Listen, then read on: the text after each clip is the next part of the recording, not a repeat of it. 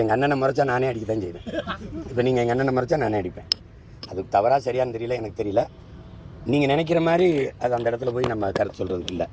அது இப்போ இதுக்கு மனசாட்சி உள்ள தம்பிகள் தவறுன்னு சொல்லி கண்டிப்பாங்க. ஆனால் முரட்டு தம்பிகள் இருப்பாங்க. அவங்க இந்நேரம் 2 வகையான முட்டு ரெடி பண்ணியிருப்பாங்க. ஒன்று, அதான் அந்த வீடியோலேயே ஸ்டார்டிங்லேயே சொல்கிறாரு, எனக்கு கருத்து இல்லை, எனக்கு இதெல்லாம் கருத்து சொல்கிறதுக்கு ஒன்றும் இல்லை, அப்படி எனக்கு தெரியல அப்படின்னு சொல்கிறாருல்ல அப்படின்ட்டு. ஆனால் எனக்கு தெரியாது இல்லையா? சரி, ரைட்டு, தமிழ்நாடே பார்த்துருச்சு. கட்சியில் இருக்கிற கொள்கை பரப்பு செயலாளராக அது சம்மந்தப்பட்டு டீட்டெயிலாக வீடியோவே போட்டாங்க. ஆனால் அண்ணனுக்கு தெரியாது. சரி, ஓகே, ரைட்டு விடு, அண்ணனுக்கு தெரியாது அப்படிங்கிறத எடுத்துப்போம். தெரியலன்னு சொல்லிட்டு அதோட நிறுத்தி இருந்தால் பிரச்சனை இல்லைப்பா. அண்ணனுக்கு கருத்தே இல்லைன்னு சொல்லிட்டு ஒரு கருத்து சொன்னார் பாரு, முறைச்சா நானே அடிப்பேன் அப்படின்ட்டு. அப்படின்னா என்ன அர்த்தம் தெரியுமா? ஏடா, எங்க அண்ணன் திருமாவளவன் அவர்களை முறைச்சா நானே அடிப்பேன், விசிகாரன் அடிக்க மாட்டானா? அப்ப விசிகாரன் அடிச்சது சரி, விசிக தொண்டர்கள் அந்த வழக்கறிஞர் அடிச்சது சரின்றதுதான் அதுக்கு அர்த்தம். நானே அடிப்பேன்னா என்ன அர்த்தம்? நானே அடிப்பேன்னா அவங்க அடிக்க மாட்டாங்களா அப்படின்றதான் அர்த்தம். கருத்து இல்லைன்னு சொல்லிட்டு கருத்து சொல்லிட்டாரு. என்ன முட்டுல அடுத்து என்ன முட்டு? மாண்பு முட்டு. அதுதான்டா மாண்பு அப்படின்ட்டு வரேன். மாண்புக்கு அடுத்து வரேன். அனைவருக்கும் வணக்கம். ஒரு சின்ன வருத்தங்க, அந்த வருத்தத்தை பகிர்ந்துக்கிறதுக்காக தான் இந்த வீடியோ. ஒன்றும் இல்லை, அண்ணன் சீமான் அவர்களுக்கு ஒரு மாபெரும் அங்கீகாரம் கிடைச்சிருக்கும். அந்த அங்கீகாரத்தை ஜஸ்ட்ல மிஸ் பண்ணிட்டாரு அப்படின்னு சொல்லி ஒரு வருத்தம். ஒன்றும் இல்லை, நேற்று பேசியிருந்தார் இல்லையா 13ஆம் தேதி, அதாவது எங்க அண்ணன் திருமாவை முறைச்சா நானே அடிப்பேன் அப்படின்னு சொல்லி பேசலாம், அதை பத்தி பேசலாம்.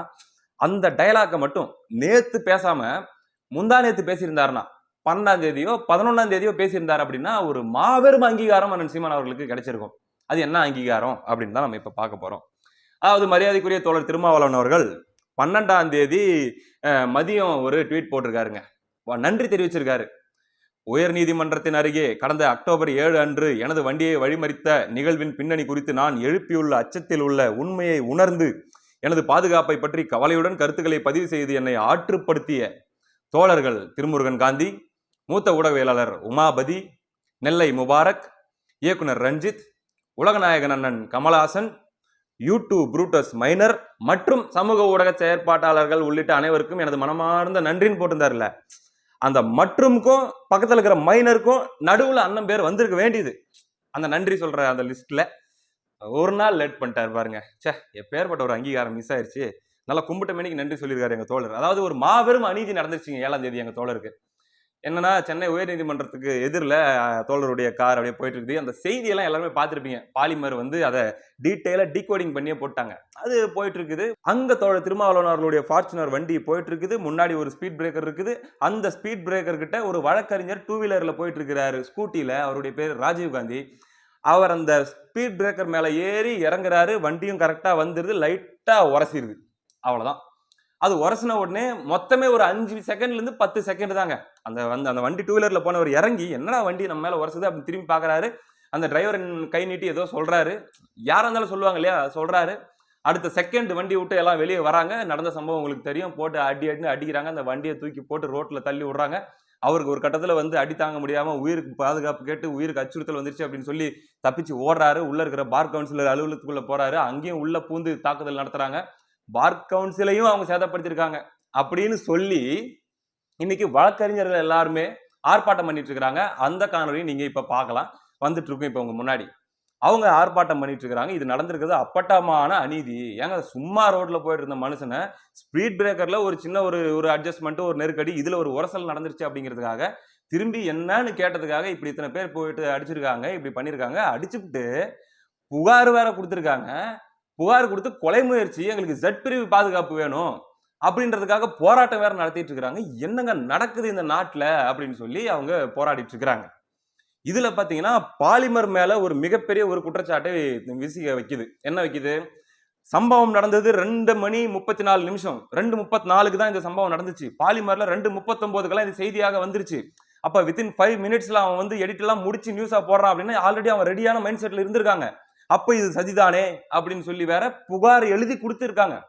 இதனால எங்களுக்கு அச்சுறுத்தல் இருக்குதுன்னு சந்தேகம் வந்துருச்சு, இதுக்கு முன்னாடி சதி இருக்குதுன்னு சந்தேகம் வந்துருச்சு, எங்களுக்கு Z பிரிவு பாதுகாப்பு வேணும். ஆனா பாலிமர் அதுக்கு பதிலடி கொடுத்திருக்காங்க. என்ன சொல்றாங்க? சம்பவம் நடந்தது 2:34, நாங்கள் செய்தியாக வெளியிட்டது 3:45. இடையில வந்து சமூக ஊடகங்கள்ல அந்த வீடியோ பரவனதுக்கு அப்புறம் எங்களுடைய செய்தியாளர் அதை எடுத்து எங்களுக்கு அனுப்பி அதுக்கப்புறம் தான் நாங்க போஸ்ட் பண்ணோம். ஏன்னா லாஜிக்கே இல்லாம 2:39க்கு நாங்க செய்தி போட்டோம்னு சொல்லி ஒரு பொய்யான தகவலை எழுதி நீங்க வந்து போயிட்டு கம்ப்ளைண்ட் வேற கொடுத்துருக்கீங்கன்னு பாலிமர் சொல்லிட்டாங்க. இதை ஊரே பாக்குது. தமிழ்நாடே பாக்குது. இதை பார்த்து தலையில கை வச்சுக்கிறதா, சிரிக்கிறதா, இல்ல திட்டுறதா, என்ன மாடா போடா சாமி. இதுல தோழர் திருமாவளவன் உட்கார்ந்து விளக்கம் கொடுக்கிறாரு.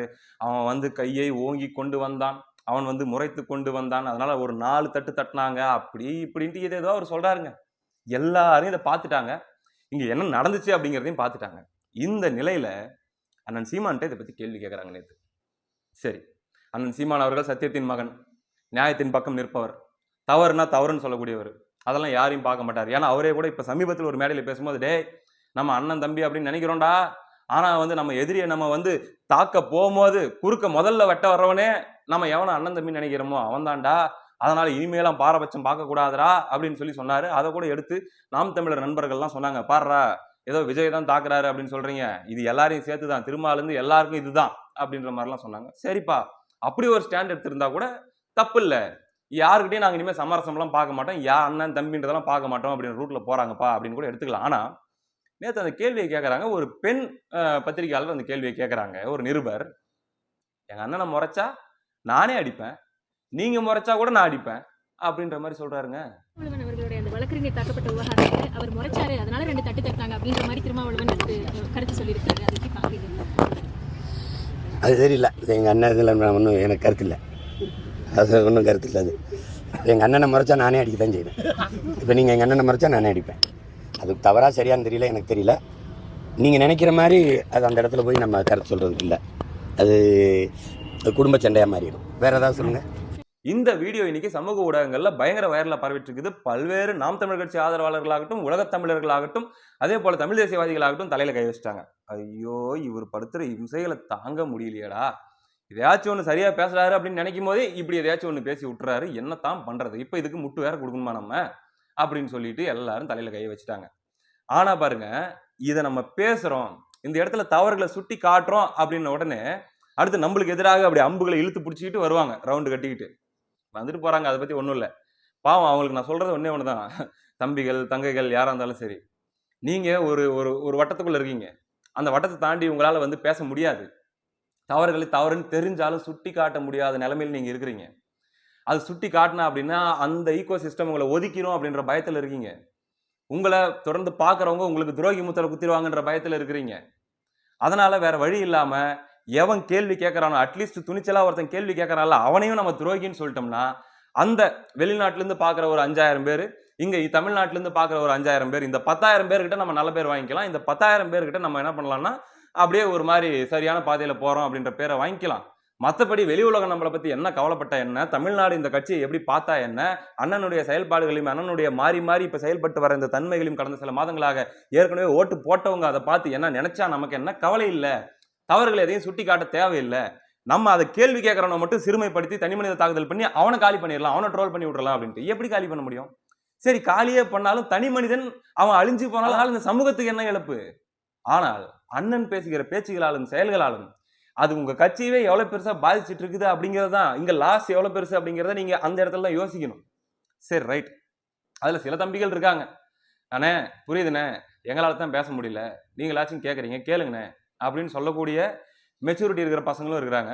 சரி, ரைட், விடுங்க, அவங்கள பத்தி ஒன்றும் இல்லை. இப்ப அண்ணன் சீமான் அவர்கள்கிட்ட நம்ம கேட்க வேண்டிய கேள்விகள் சிலது இருக்குது.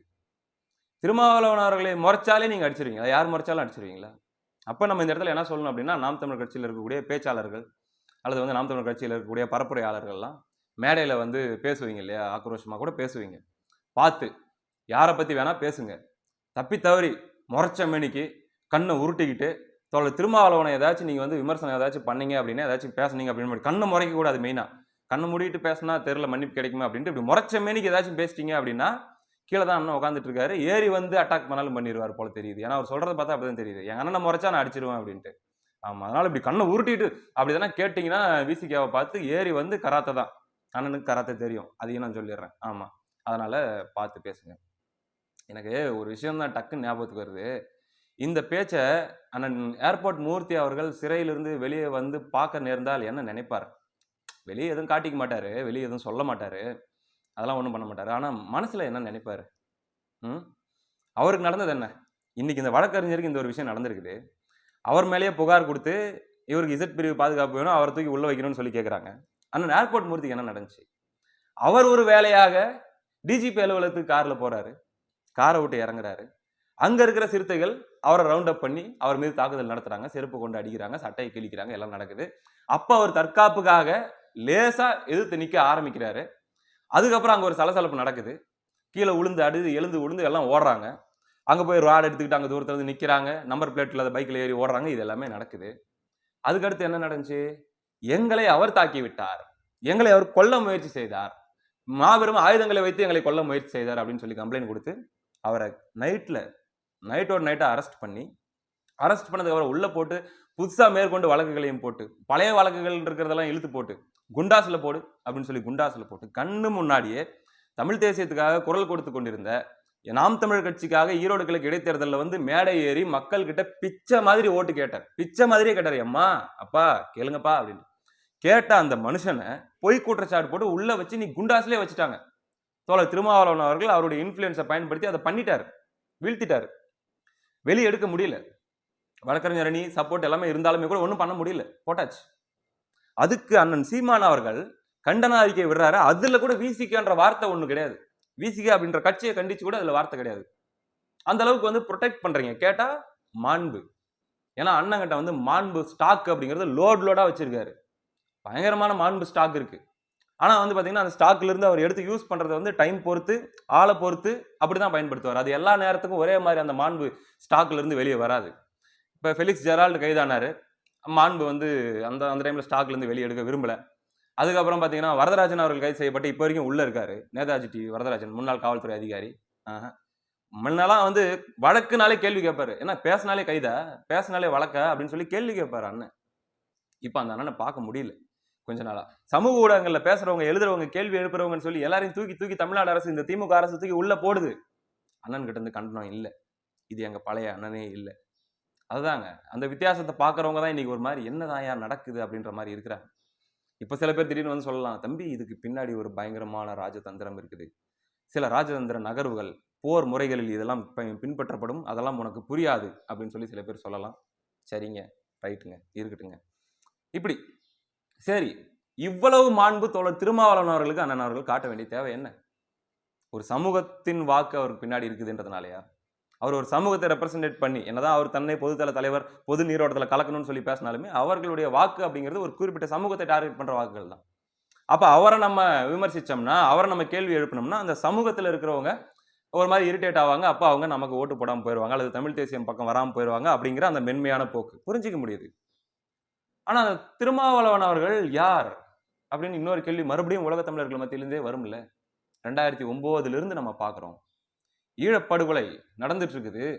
ஜனவரி மாசம் வேட்டி சட்டை கட்டிக்கிட்டு, வெள்ளை வேட்டி வெள்ளை சட்டை தோழர் திருமாவளவன் அவர்கள் அணிஞ்சு ஒரு உண்ணாவிரதம் நடக்குது. தமிழர்கள் சார்பாக அங்க போராட்டம் நடக்கும்போது உண்ணாவிரதம் நடக்குது. அந்த உண்ணாவிரத்துல பேரறிவிப்பு செய்கிறார் தோழர் திருமாவளவன் அவர்கள். இனி எந்த காலத்திலும் விசிகாவோடு காங்கிரசுக்கு ஒட்டும் கிடையாது, உறவும் கிடையாது, நாங்க இனிமே அவங்களோட எந்த காலத்திலும் கூட்டணி வைக்க மாட்டேன் என்று இந்த மேடையில் நான் பேரறிவிப்பு செய்கிறேன் அப்படின்னு சொன்னார் தோழர் திருமாவளவன் அவர்கள். சரி, சொல்லிட்டு பேச்சு மாறுறது ஒரு மேட்டர் இல்லை. எல்லாம் மாறுறவங்க தான், எல்லாருமே மாறக்கூடியவங்களா தான் இருக்காங்க. எந்த கட்சி தான் அது விதிவிலக்கு? திமுக, அதிமுக, பாமக அல்லது வந்து மதிமுக, யாருமே அது விதிவிலக்கு இல்லை அப்படின்னு தோழரை மட்டும் கார்னர் பண்ணலாமா? சரி, ரைட்டு, பேசுனதெல்லாம் கூட ஓகேங்க, அதுக்கப்புறம் மாறினது கூட ஓகேங்க. ஆனால் அதுக்கு ஒரு காரணம் சொன்னார் பார்த்தீங்களா? இதை உலக தமிழர்கள் ஏற்றுக்கொள்கிறீர்களா? தமிழ் தேசியவாதிகள் ஏற்றுக்கொள்கிறீர்களா? அவர் சொன்ன காரணம் என்னன்னா, நான் வந்து விசிகா போயிட்டு காங்கிரஸ்ல கூட்டணி வைக்கணும் அப்படின்னு சொல்லி அந்த 2009 தேர்தல்ல காங்கிரஸ் திமுக கூட்டணியில விசிகா இடம் பெறணும்னு சொல்லி எனக்கு சொன்னதே புலிகள் தான், அமைப்பு தான். அவங்க தான் எனக்கு சொன்னாங்க. அவங்க தான் எனக்கு போன் பண்ணி நீங்க போய் அவங்களோட கூட்டணி வைங்க அப்படின்னு சொன்னாங்க. அது மட்டும் இல்ல, இங்க தமிழ்நாட்டுல அந்த நேரத்துல திமுக யாரெல்லாம் திட்டி பேசிட்டு இருக்காங்களோ, காங்கிரஸ் யாரெல்லாம் திட்டி பேசிட்டு இருக்காங்களோ, போர் உச்சத்துல இருந்த டைம் ஜனவரி பிப்ரவரி அந்த டைம், அவங்களை எல்லாத்தையும் புலிகள் வந்து திட்டினாங்க என்கிட்ட போன் பண்ணி. ஏன் முட்டாள்தனமா பண்ணிட்டு அருவகத்தனமா பண்ணிட்டு சொல்லி ரொம்ப கடுமையாக திட்டினார்கள். நீங்கள் இங்க திமுகவை திட்டத்திட்ட, காங்கிரஸை திட்டத்திட்ட எங்க மீது வந்து இன்னும் அதிகமாக குண்டுகள் வந்து விழுந்து கொண்டே இருக்கின்றது. ஒருவேளை நீங்கள் திட்டுவதை குறைத்திருந்தால் விழுகின்ற குண்டுகள் எண்ணிக்கை சற்றே குறைந்து இன்னும் கொஞ்சம் எக்ஸ்ட்ராவா இன்னும் கொஞ்சம் டைம் எடுத்து அப்படியே இன்ஸ்டால்மெண்ட்ல விழுந்திருக்கும். திருமாவளவன் அவர்கள் சொன்ன காரணம், புலிகள் தான் என்னை போயிட்டு அங்க கூட்டணி வைக்க சொன்னாங்க. நீங்கள் காங்கிரஸையும் காங்கிரஸையும் திமுக விமர்சிப்பது என்பது அங்க இருக்கிறவங்களுக்கு இன்னும் கேடு விளைவித்துக் கொண்டிருக்கிறது செஞ்சார். அதுக்கப்புறம் போரெல்லாம் எல்லாம் முடிஞ்சு போனதுக்கப்புறம் எல்லாரும் கண்ணீரும் கம்பளையுமாக இருக்கக்கூடிய அந்த சூழல்ல இங்கிருந்து ஒரு குழு போயிட்டு ராஜபக்சே அவர்களை சந்திச்சுட்டு வருது. அந்த குழுவோட சேர்ந்து திருமாவளவன் அவர்கள் போறாரு. போயிட்டு கை குலுக்கி எல்லாம் பண்ணிட்டு அங்க ஏதோ ஒரு பரிசு பொருள் ஏதோ ஒன்று கொடுத்தாங்கன்னு சொல்லி வாங்கிட்டு வந்தாரு. வந்துட்டு அவர் சொன்னது, அது விமர்சனமானதுக்கு பிறகு, அது என்னங்க, அது ஏதோ டீ தூளுங்க, ஏதோ 1 கிலோ டீ தூள், அது ஏதோ ஒரு பரிசு மாதிரி கொடுத்தாங்க, நாளா தான் அங்கேயே வச்சுட்டு வந்துட்டேன். நாலாம் போய் வரிசையில் நிக்கலைங்க, நாலாம் கை கொடுக்க போல. ஆனா அந்த வீடியோ பார்த்த எல்லாருக்கும் தெரியும், நான் போட்டு காட்ட வேண்டிய அவசியமே இல்லை. நாலாம் கை கொடுக்க போல, அவர் தான் அப்படி கையை கொடுத்து அப்படி இழுத்துக்கிட்டு, இவரும் அவருடைய ஆள் தான், இவரு இங்க இருந்திருந்தாருன்னா இவரும் தான் போய் சேர்ந்திருப்பாருன்னு சொன்னாரு. அது ஒரு பெரிய காமெடி இல்லையா? அந்த காமெடி கேட்டு எல்லாரும் சிரிச்சாங்க. நானும் அந்த காமெடிக்காக சிரிச்சேன். சிரிச்சதுக்கு காரணம் சொன்னவர் தோழர் திருமாவளவன் அவர்கள். எப்படி அவரோட சேர்ந்து இவரும் போய் சேர்ந்திருப்பாருன்னு ஒரு நகைச்சுவை சொன்னார் ராஜபக்சே. அந்த நகைச்சுவை கேட்டு எல்லாரும் சிரிச்சாங்களாம். கனிமொழி, டிஆர் பாலு, அங்க இருந்த சிங்களர்கள்லாம். அதனால அந்த காமெடி தானேன்ட்டு நானும் அப்படின்னு சொல்லி நானும் சிரிச்சிட்டேன் கூட்டத்தில்னு சொல்லி இதை மேடையில் பேசி நியாயப்படுத்தினார் தோழர் திருமாவளவன் அவர்கள். சரி, இருக்கலாம், அது கூட இருக்கலாம். மாண்பு அப்பயும் அவருக்கு நம்ம காட்டிதான் ஆகணும் இல்லையா? சரி, இது எல்லாத்துக்கும் அப்பாற்பட்டுங்க, இப்ப சமீபத்துல ஒரு வருஷம் இருக்கலாம் அல்லது 2 வருஷம் இருக்கலாம், ஒரு பேட்டியில சொல்றாரு தோழர் திருமாவளவன் அவர்கள். அதாவது அந்த 2009 காலகட்டத்தில் இன அழிப்பு செய்த காங்கிரஸ், இன அழிப்புக்கு துணை போன திமுக என்று எல்லாரும் பேசிக் கொண்டிருக்கும் போது, எல்லா தலைவர்களும் விமர்சித்துக் கொண்டிருக்கும் போது, தமிழர்கள் எல்லாரும் அவர்கள் மீது கடுங்கோபத்தில் இருந்த போதும் கூட இந்த திருமாவளவன் அவர்களுடைய கூட்டணிக்கு சென்றேன், அவங்களுக்கு மெசேஜ் பாஸ் பண்றாரு, காங்கிரஸுக்கும் திமுகவுக்கும். இப்ப 2024 நாடாளுமன்ற தேர்தலுக்கு முன்னாடின்னு நினைக்கிறேன். ஆமா, எல்லாரும் உங்களை துரோகின்னு சொல்லிட்டு இருந்தாங்க, எல்லாரும் உங்களை கெட்டவங்கன்னு சொல்லிட்டு இருந்தாங்க. அப்பயும் நான் உங்க கூட்டணிக்கு வந்தேன் தெரியுமா? 2009ல நீங்க ஜெயிக்கிறதுக்கு நானும் ஒரு காரணமா இருந்தேன். அப்ப உங்களுக்காக நான் பிரச்சாரம் பண்ணியிருக்கிறேன். என்ன அர்த்தம்? எனக்கும் கொஞ்சம் சேர்த்து போட்டு கொடுங்க. இந்த ஒரு விஷயத்துக்காக என்ன சொல்றாரு, உலகமே உங்களை இனத்துரோகி என்று சொன்ன போதும் நான் உங்களோட கூட்டணிக்கு வந்தேன் என்பதை பெருமையாக சொன்னவர் தோழர் திருமாவளவன் அவர்கள். வீடியோ இருக்குது, வேணா போட்டு காட்டுறேன். அப்படி இருக்கக்கூடிய இந்த சூழல்ல இந்த தோழர் திருமாவளவன் அவர்கள் மீது மாண்பு அப்படிங்கிறது மாங்குன்னு உழுது, வண்டியா கொட்டுது அண்ணன் சீமான் அவர்களுக்கு. தப்பு இல்ல, அப்ப கூட தப்பு இல்லைங்க. நான் வெறுக்கணும், அவரை தாக்கணும், அவரை கடுமையா விமர்சிக்கணும்லாம் நான் சொல்ல. கண்ணு முன்னாடி ஒரு தப்பு தான் பண்ணியிருக்காங்கன்னு தெரியுது, எங்க ஊரே பார்த்துச்சுங்க அந்த வீடியோவை. தாக்கப்பட்டது யாரோ ஒரு அப்பாவி வழக்கறிஞர் அப்படின்னு தெரியுது இல்லைங்க. கம்முன்னு எனக்கு இதுல கருத்து இல்லை அப்படின்னு ஃபர்ஸ்ட் சொன்னீங்களா, அதோட அப்படி போயிட வேண்டியது தானே. அது என்ன முறைச்சா நானும் அடிப்பேன்? என்ன இது? அப்ப என்ன சொல்ல வர்றீங்க? ஏர்போர்ட் மூர்த்தி அண்ணனுக்கு என்ன சொல்ல, என்ன இது அவர் பார்த்தாருன்னா என்ன நினைப்பாரு? இதை கேட்டா இனத்துரோகின்னு என்ன சொல்லுவாங்க? அப்ப யார் தான் ஏன் கேட்கறது? நீங்களும் கேட்க மாட்டீங்க, பொத்திட்டு இருப்பீங்க தெரியும். மற்றவங்களும் கேட்க கூடாது, பேசாத பேசாத பேசாத துரோகி, பேசாத பேசாத பேசாத. என்ன பண்ண போறீங்க? அந்த தேவதூதன் அப்படின்ற ஒரு இமேஜை கிரியேட் பண்ணி அப்படியே அதை பொத்தி பொத்தி பொத்தி பாதுகாத்து என்ன வந்துட போகுது உங்களுக்கு? நான் தான் மறுபடியும் சொல்றேனே, நீங்கள் கண்ணை மூடிக்கொண்டிருப்பதால் உலகத்துக்கே கரண்ட் போயிடுச்சுன்னு அர்த்தம் கிடையாதுங்க. நீங்க கண்ணை மூடிட்டு இருக்கிறதுனால உலகமே இருட்டா இருக்குதுன்னு அர்த்தம் கிடையாது. உலகம் வெளிச்சமா இருக்குதுயா, உலகம் வெளிச்சமா இருக்குது. அது இன்னும் சிம்பிளா கூட சொல்லுவாங்க. என்னன்னா, முன்னெல்லாம் அந்த ரோட்டு ஓரத்திலேயே உட்காருவாங்க பாருங்க, காலை கடன் கழிப்பதற்கெல்லாம் ரோட்டு ஓரத்திலேயே உட்காந்துருப்பாங்க. இந்த அப்பெல்லாம் ஆண் பெண் அப்படின்ற வித்தியாசம் தெரியாம உட்காந்துட்டு இருப்பாங்க, அங்கங்க உட்காந்துட்டு இருப்பாங்கல்ல. இந்த மாதிரி திடீர்னு வண்டிகள், சைக்கிள்கள் இதெல்லாம் போச்சு அப்படின்னா டக்குன்னு எந்திரிச்சுக்கிறது ஒரு குரூப்பா இருக்கும், இன்னொரு குரூப் டக்குன்னு கண்ணை மூடிக்கிறது ஒரு குரூப்பா இருக்கும். கண்ணை மூடிக்கிட்டேன், இருட்டா இருக்குது இல்ல, அப்ப எதுவும் தெரியாது. யோ, உனக்கு தான் ஏன் தெரியாது, போயிட்டு வந்துருக்கிறவன் எல்லாருக்கும் தெரியுதியா அப்படின்ற கதை தான் இன்னைக்கு நாம் தமிழருக்கும் இருக்குது. அப்படிதான் போயிட்டு இருக்குது. என்ன கொஞ்சம் சுட்டு கொடுத்து நம்ம சொன்னோம்னா சரி ஓகே, இவ்வளவும் இருக்குதுங்க. இந்த மாண்பு இவ்வளோ பாவச் செயல்ல, இவ்வளோ துரோகச் செயல்ல தோழர் திருமாவளவன் அவர்களுக்கு பங்கு இருக்கிற மாதிரி கம்பேரிட்டிவ்லி விஜய் அவர்களுக்கு பங்கு இருக்குதா? இப்போ ஒரு கேள்வி கேட்பீங்க பாருங்க, பயங்கரமான கிடுக்குப்பிடி கேள்வி கேட்கறேன் அப்படின்ட்டு. அதாவது, நாளைக்கு இதே விஜய் காங்கிரஸ் கூட கூட்டணி வச்சா என்ன பண்ணுவேன், அன்னைக்கு இருக்குடா உனக்கு அப்படின்ட்டு. எனக்கு என்ன இருக்கு? நான் விஜய்க்கு ஓட்டு கேட்டுனா இருக்கிறேன். நான் என்னைக்கு விஜய்க்கு ஓட்டு கேட்டேன்? இந்த இஷ்யூ பேஸ்டா எனக்கு அரசாங்கத்தின் மீது தான் அதிக பொறுப்பும் அதிக தவறும் இருப்பதாக தோணுது. நான் வாய்ஸ் அவுட் பண்றேன், அவ்வளவுதான். மற்றபடி மற்ற எல்லா அரசியல் கட்சியிலும் நான் எப்படி உட்காந்து இவங்க என்ன மூவ் பண்றாங்க, இவங்க யாரோட பேசுறாங்க, அவங்க யாரோட பேசுறாங்க, இவங்களோட அலைன்ஸ் சேர்ந்தா என்ன நடக்கும், அவங்களோட அலைன்ஸ் சேர்ந்தா என்ன நடக்கும், எந்த அணியால திமுக வீழ்த்த முடியும், எந்த அணி முன்னிலை வைக்கும், எந்த அணிக்கு எத்தனை தொகுதியில் வாய்ப்பு இருக்கும் அப்படிங்கிறத ஒரு அரசியல் பார்வையாக நான் டிஸ்கஸ் பண்றேன் என் சேனல்ல. ஏன்னா என் சேனல்ல பாக்குற எல்லாருக்குமே தெரியும். எந்த கட்சிக்கு நான் வந்து இவங்களுக்கு தான் நீங்க ஓட்டு போடணும்னு சொல்லி நாம் தமிழர் கட்சியை தவிர நான் எந்த கட்சிக்கும் கேட்டதே கிடையாது, கேட்க போறதும் கிடையாது. 3 தேர்தலில் நாம் தமிழர் கட்சிக்கு நான் ஓட்டு கேட்டிருக்கேன், நாம் தமிழர் கட்சிக்கு நான் வேலை செஞ்சிருக்கேன். வீடியோல யூடியூப்ல மட்டும் இல்ல, களத்திலையும் வேலை செஞ்சிருக்கோம். சரிங்களா? அந்த வேலையை நான் இனிமே எந்த கட்சிக்கும் பண்ண போறதில்ல. யாருக்கு சர்டிபிகேட் கொடுக்குற வேலை எனக்கு கிடையாது. சர்டிபிகேட் கொடுத்து நாளைக்கு அசிங்கப்படுற வேலை எனக்கு கிடையாது. அதற்காக இப்பயே சொல்றேன், விஜய் அவர்கள் நாளை காங்கிரஸோடு கூட்டணி வைத்தால் நீ என்ன செய்வாய், உன் முகத்தை எங்கே வைத்துக் கொள்வாய்ன்னு நீங்க கேட்பீங்க.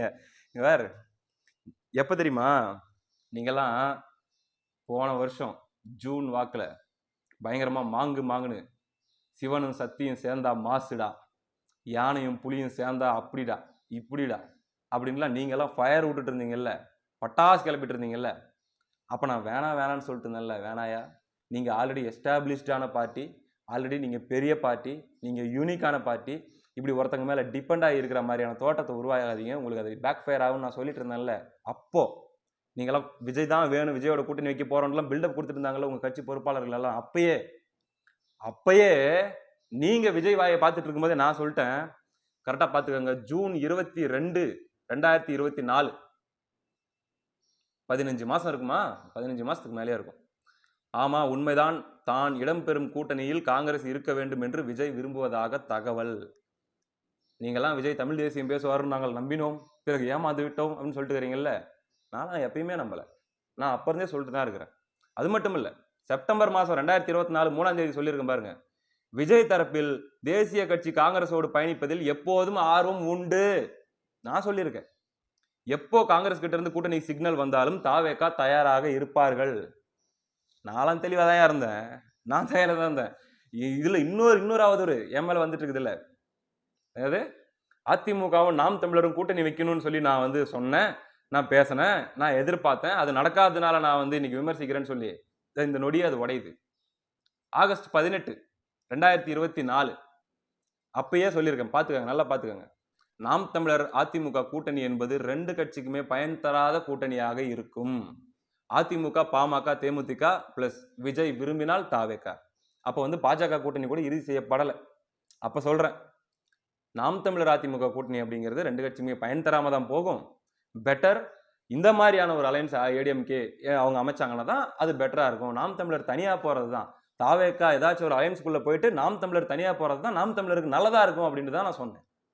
திரித்து என் மீது ஒரு கதை கட்ட விட வேண்டும் அப்படின்றதுக்காகவே இவன் வந்து அதிமுக தான் நாம் தமிழர் கூட்டணி வேணும்னு ஆசைப்பட்டான். அதுக்காக போய் பேச்சுவார்த்தை நடத்தினா, அவர்கிட்ட போய் பேசினா, இவர்கிட்ட போய் பேசினா, அவங்களாம் கேட்க மாட்டேன்னு சொல்லிட்டாங்க. அதனால இன்னைக்கு அப்படி திரும்பிக்கிட்டு வன்மத்தை கக்க ஆரம்பிக்கிறான். ஒரு வெங்காயமும் கிடையாது. இது எல்லாமே உங்களுடைய கற்பனை உலகத்தில் நடக்கிற கதைகள். ஆனால் நான் கேள்வி கேட்க ஆரம்பிச்ச தருணம் என்பது, நான் விமர்சிக்க ஆரம்பிச்ச தருணம் என்பது, என்றைக்கு ஆளுங்கட்சி அதிகார வர்க்கத்தின் தவறுகளை, அவர்கள் செய்கிற அந்த அதிகாரத்தை கையில் வைத்துக் கொண்டு அவர்கள் செய்கிற அராஜகங்களை கண்மூடித்தனமாக நாம் தமிழர் கடந்து போக ஆரம்பிச்சோ, அன்னைக்குதான் நான் கேள்வி கேட்க ஆரம்பிச்சேன். இல்லையே, இது நாங்க பார்த்த நாம் தமிழர் இல்லையே அப்படின்னு சொல்லி கேள்வி கேட்க ஆரம்பிச்சேன். ஆனா அப்படியே அதிமுக கூட முடிச்சு போட்டு, அப்படியே தாவேகா கூட முடிச்சு போட்டு, என்னைக்குமே நான் எதிர்பார்த்தது கிடையாது. இன்னைக்கும் தாவேகா வந்து அதிமுக கூட பாஜக கூட கூட்டணி வைக்கணும்னு சொல்லி நான் எதிர்பார்க்கல. இதுக்குதான் இவன் வேலை செஞ்சுட்டு இருக்கான்னு இன்னொரு கதை இப்போ ஓடிட்டு இருக்குது. தாவேகா தனியா போகணும், அப்படி இல்லைன்னா தாவேகா திமுக கூட்டணி உடச்சிக்கிட்டு திமுக கூட்டணி இருக்கிற கட்சியில சேர்த்துக்கிட்டு ஒரு கூட்டணி அமைச்சு அவங்க போகணும் அப்படின்றத என்னுடைய பார்வை. இன்னைக்கு அண்ணன் சீமான் அவர்கள் பேசியிருக்கிற இந்த பேச்சு எந்த வகையில் நியாயம் அப்படிங்கிறத உலக தமிழர்கள் தான் முடிவு பண்ணணும். அது போக கார்ட்டூனிஸ்ட் பாலா அவர்கள் இதை விமர்சித்து இதை கண்டித்து பேசியிருக்காரு. ஏங்க அவர் இனத்துரோகின்னு சொல்லுங்க பார்க்கலாம். அவர் தான் பேசியிருக்காரு, அவர் இனத்துரோகி விலை போனவன் சொல்லி தான் பாருங்கள். கார்ட்டூன் கிட்டூன் போட்டு விட்டுருவாருன்னு ஒரு சின்ன பயம். வேற மாதிரி ஏதாச்சும் கார்ட்டூன் போட்டு அவர் பாட்டுக்கு அமைதியாக படுத்துருவார். போகிற போக்கு ஒரு மாதிரியா இருக்குது. முட்டு கொடுத்து மூடி வைக்கலாம் அப்படின்னு சொல்லி நீங்கள் மூடி வைக்கிறதுங்கிறது எத்தனை பேர்கிட்ட வழக்கமாக கண்மூடித்தனமாக ஏற்கனவே அந்த ஒரு இங்கே நான் சொன்னால இங்கே ஒரு 10,000 பேர், அங்கே ஒரு 10,000 பேருன்ட்டு நம்முடைய சொந்தங்கள் இவங்களுக்குள்ளதான். ஏன்னா அவங்கள என்ன பண்ணாலும் மாற்ற முடியாது. அவங்க ஒரு மாதிரி சிந்திக்கிற தன்மை இழந்து அதுக்குள்ள அடிக்ஷனுக்குள்ள போயிட்டாங்க. சமநிலையா நடுநிலையா இருந்து சிந்திக்கிற தன்மை இழந்த இவங்களை ஒன்றும் பண்ண முடியாது. அவங்க என்ன துரோகி என்ன வேணா திட்டுவாங்க, கேள்வி கேட்குற எல்லாரையும் போயிட்டு கடிச்சு கொதருவாங்க. ஆனா எல்லாரும் அப்படி இல்லைங்க. அப்பட்டமா எல்லாம் தெரிஞ்சிட்டு இருக்குது. கேள்வி எழுப்பதான் செய்வாங்க. பதில் சொல்ல வேண்டிய இடத்துல நீங்க இருக்கிறீங்க. பதில் சொல்லாம கடந்து போனீங்கன்னா அதுக்கான எதிர்வினையை கடைசியா நீங்க அனுபவிப்பீங்க. மேல உங்க இஷ்டம். அவ்வளவுதான். அடுத்த காணொளியில் சந்திப்போம். நன்றி.